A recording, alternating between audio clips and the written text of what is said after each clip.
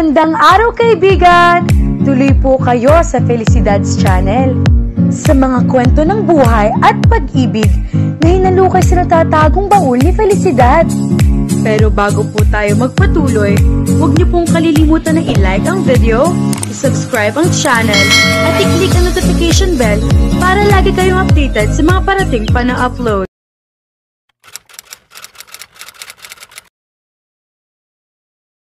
Kinabukasan ay nakatanggap si Zoraya ng isang malaking bouquet ng pink na roses. Hindi pa man niya nababasa ang note na nakalagay ay may hinala na siya kung kanino iyon. Pakiramdam niya ay nabuo na agad ang araw niya kahit umaga pa lang. Sorry about yesterday, iyon at ang pirma ni Riker sa dulo ang nakalagay sa card. Binitawan niya ang roses at niyakap ang card. Kung ginagawa iyon ni Riker sa kanya, ibig sabihin lang ay naapektuhan ito sa nangyaring pag-uusap nila kahapon. May pagpapahalaga pa rin ang binata sa kanya.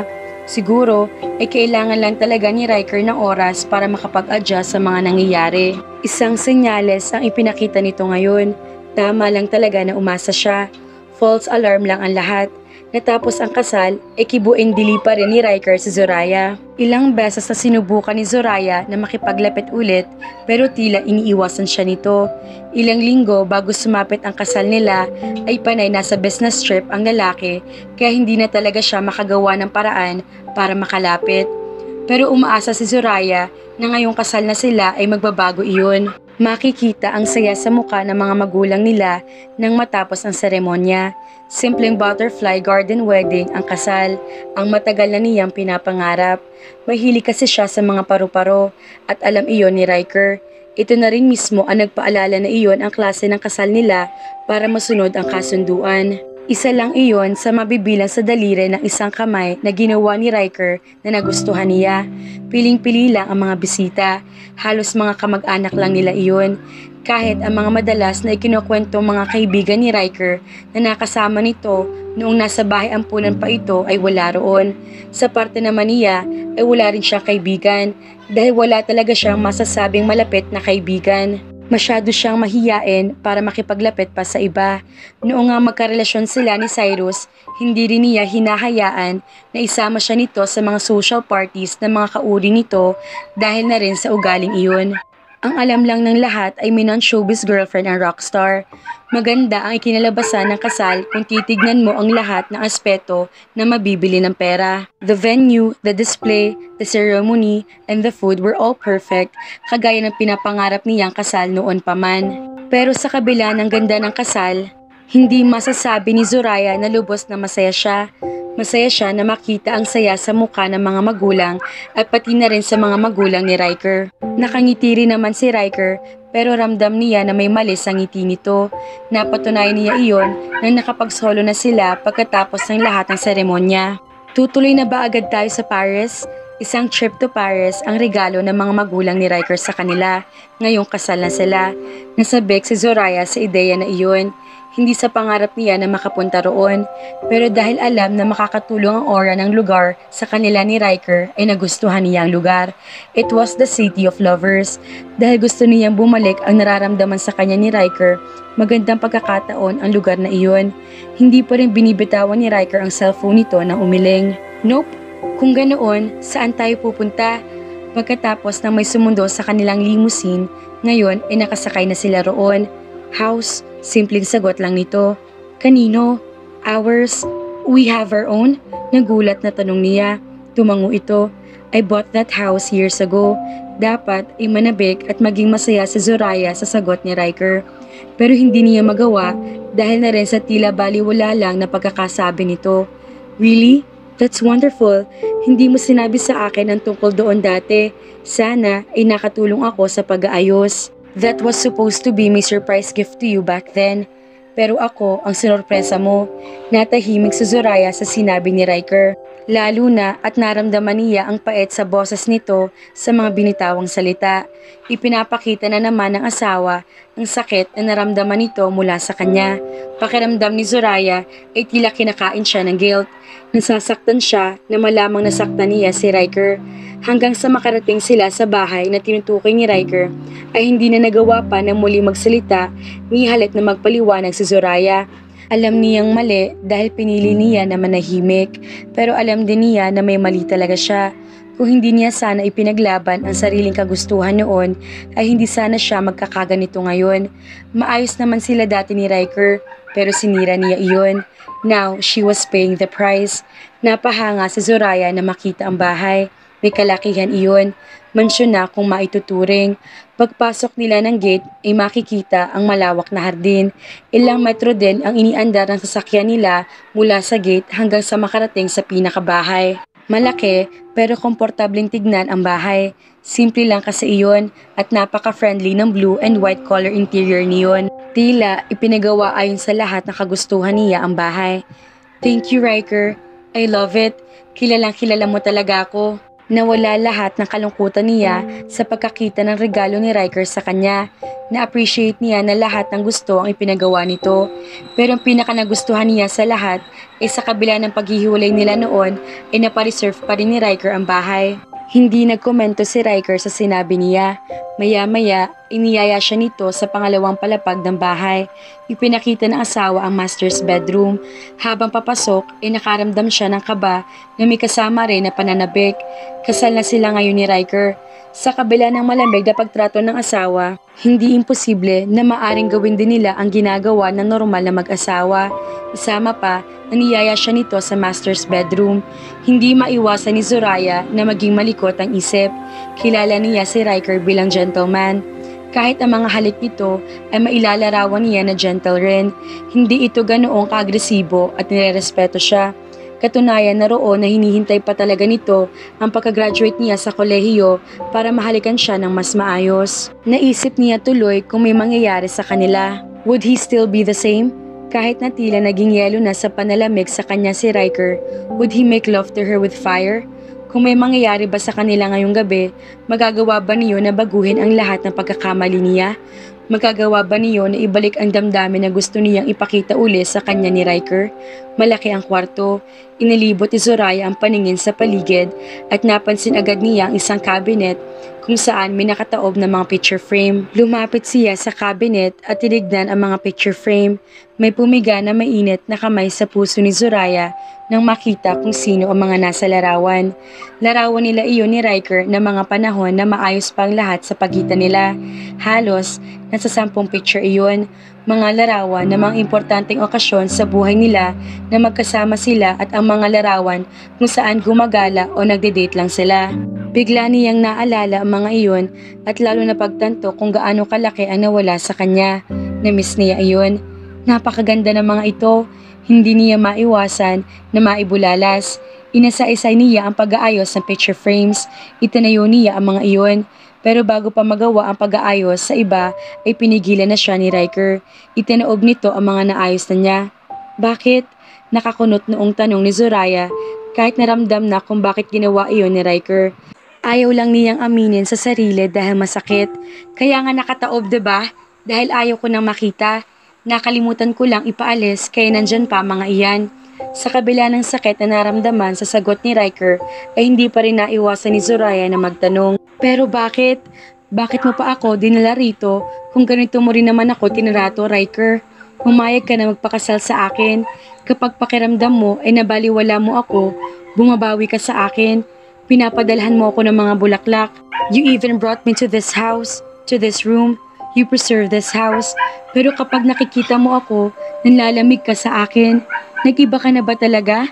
Sinabi mo na mahalaga pa rin naman ako sa'yo, pero bakit hindi ko maramdaman? Sinabi mo rin na hindi paghihiganti ang dahilan kung bakit ginagawa mo ito sa akin. Pero ganoon ang nararamdaman ko. Matamang tinignan siya ni Riker. So all those things, did it hurt you? Nagyuko ng ulo si Zoraya. Ayaw niyang ipakita na nasasaktan siya dahil tama lang iyon sa kanya. Pero hindi niya mapigilan ang sarili. Gusto niyang tanggapin ang lahat pero alam niyang may mali. Kailangan niyang ipaglaban ang alam niyang tama. Lalo na ngayong kasal na sila. Paano siya makakabawi kay Riker kung pilit siya nitong iniiwasan? Susubukan pa lang niyang lumapit ay lumalayo na ito.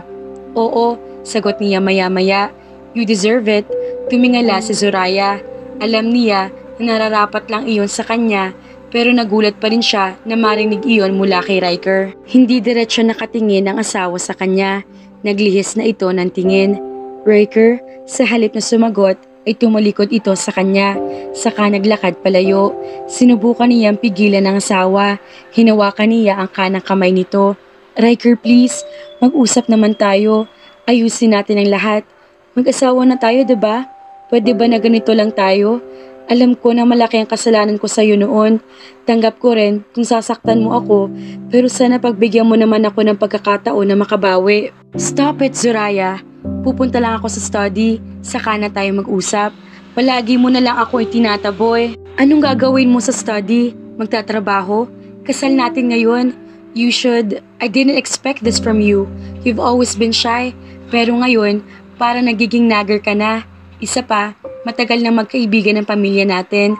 Alam mo naman siguro kung gaano kalaking kumpanya ang pinapatakbo ko. Lalo na ngayon, you can't blame me if I'm always busy with my work.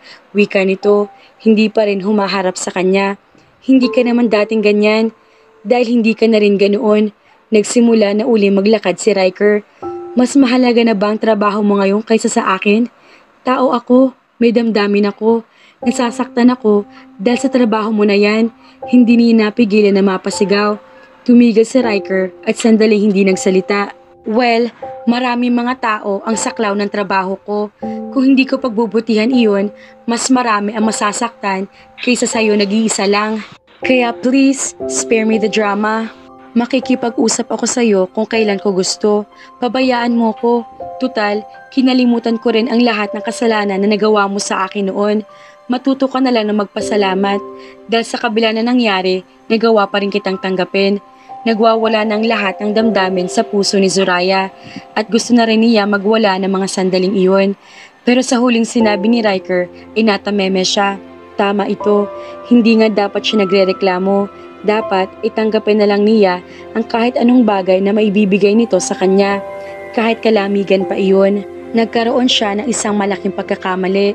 Kung hindi lang niya sinira ang dati magandang relasyon nila, ay hindi sana magkakaganoon. Hindi siguro siya makakaramdam ng kahungkagan kung hindi niya pinairal ang akala niya ay ipinagkait sa kanya noon. Naging matigas ang kanyang ulo at pinagsisihan niya iyon ngayon ng malaki. Ni isa sa hinagip ni Zoraya ay hindi man lang niya naisip na maging ganoon ang unang araw ng kasal niya. Pero kahit ganoon, susubukan niya magpakatatag. Kailangan niya iyon, ayun ang consequences niya pagkatapos ng lahat. Kailan ka babalik? Naramdaman ni Riker ang longing sa boses ni Zoraya. Napapikit siya para gupuin ang damdamin na isa-isa naglalabasan sa loob niya. He felt guilty even though he loved the feeling that Zoraya missed him. Noong magkarelasyon sila ay sinasabi rin naman nito ang mga salitang iyon pero pakiramdam niya ay may kulang. Pakiramdam kasi niya ay hindi iyon sincere. Palaging siya pa ang una magsasabi nito rito bago nito sabihin din iyon ni Zoraya. Ngayon, inabibigyan katuparan na ang mga iniisip niya noon na dapat gawin ni Zoraya para sa kanya. Ang asawa niya ang nauunang tumawag na tila may pakialam na ito sa kanya, na isa sa boses na rin ito ang mga gustong sabihin. Hindi na ito ang mahiyaing babae na nakilala niya. Somehow, gusto niya iyon. Gusto niya mag-grow sa Zoraya na kahit papaano ay matuto ito magreklamo. Gusto rin niya na hinahabol-habol na siya nito, na gumagawa ito ng effort na makipaglapit man lang sa kanya at makausap siya. Kahit na kaunti pa lang iyon, na-appreciate ni Riker ang paglalapit sa kanya ni Zoraya, ang pagyaya nito ng dinner, ang pagkumpronta sa kanya at pati na rin ang pagtawag kahit na madalas ay hindi niya ito inaasikaso. Knowing Zoraya, mahirap para sa asawa ang makipaglapit at ipilit ang sarili sa isang tao. Kaya nga kakaunti lang ang kaibigan at wala rin itong maituturing na matalik ng mga kaibigan. Pero kahit ganoon, alam niya na malaki pa rin ang pagkukulang ni Zoraya. Masyado siya nasaktan sa ginawa nito. Hindi ko pa alam, sasabihan na lang kita kapag natapos ko ng lahat ng kailangan kong gawin dito. Kinabukasan, pagkatapos ng kasal nila, ay lumipad si Riker patungo sa Pilipinas. Gusto niyang iwasan si Zoraya. Aaminin niyang naapektuhan siya na matindi sa nakita sa asawa kagabi. Naramdaman niya na tila nawalan ito ng kontrol. Nagustuhan din niya na natututo ng lumaban si Zoraya. Pero dahil nasasaktan din siya na makita itong nasasaktan, kinailangan niyang umalis. Maliman pero malaking bahagi ng isip ni Riker ang nagsasabi na nararapat lang naman kay Zoraya ang sakit. After all, mas matinding sakit ang ipinaranas nito sa kanya. Isama pa na tila kay dali lang para sa asawa na pumayag agad na ipinagkasundo uli sa kanya gayong malaki ang naging kasalanan nito. Minahal niya si Zoraya pero ayaw niya maging tanga na ganoon na lang kadali na patawarin nito na masyado maging bulag pagkatapos ng lahat. Sinaktan siya nito. Wala siyang kahit anong masama na ginawa noon. Lahat ng ibinigay niya sa asawa ay mabuti. Lahat ay purong pagmamahal. He adored her pero nagawa pa rin siya nitong iwan. Ano pa kasang ginagawa mo dyan? Gaano ba talaga iyon kaimportante? Narinig pa ni Riker na bumuntong hininga ito sa kabilang linya. Fine, kung magtatagal ka pa dyan, hayaan mong ako na lang ang pumunta dyan. Namilog ang mga mata niya. Gagawin mo yun? Why not? Walang pag-aalinlangan ng wika ni Zoraya. Asawa mo na ako ngayon. Kung nasaan ka, dapat nandoon din ako. I need to take care of you. Sa huling salita ng asawa ay napangiti si Riker. Biglang naglaro sa isip niya ang imahe ni Zoraya na inaalagaan siya. Hindi nito nagawang magpakita ng affection sa kanya noon, hindi kagaya niya. Minsan ay umaasa siya na balang araw ay magiging kagaya rin ni Zoraya ang normal na girlfriend na aalagaan siya at lalambingin. Pero sa tuwina ay naiisip na ayaw naman niyang humingi ng malaki mula rito. Sapat na sa kanya si Zoraya noon. Ayaw rin niya itong baguhin dahil mahal niya ang babae sa kung ano ito. No worries, kaya kong sarili ko. Sa halip ay sagot niya. Kailangan pa rin niya na magpakatatag. Are you sure? Kumain ka na ba ng tama? Baka puro trabaho. I'm alright. Huwag ka na mag-alala sa akin. Sigurado ka ba? Narinig ko na masyado daw mainit ngayon sa Pilipinas. Businessman ka, madalas ka na naka-corporate attire. Baka papawisan ka ng husto dyan. Baka ma-heat stroke ka. Gusto nang matawa ni Riker sa sinasabi ni Zoraya. Ganoon na ba talaga ito mag-alala sa kanya? Naririnig niya ang sincerity sa boses ng asawa, kaya sa kabila ng mga tila imposibleng pangyayari na ipinag-aalala nito ay natutuwa pa rin siya. You are overacting, Zoraya. Bumuntong hininga ito sa kabilang linya. I just want to take care of you, Riker. Gusto kong makabawi sa'yo, pero hindi lang iyon. I am missing you. Ilang araw na tayo hindi nakikita. Mga kafelisidad, mukhang lalambot ng puso ni Riker para kay Zoraya. Sana lang matuto na si Zoraya na si Riker ang tunay at karapat-dapat mahalin. Anyway, abangan natin ang gagawing panunuyo ni Zoraya sa mailap niyang asawa. Abangan!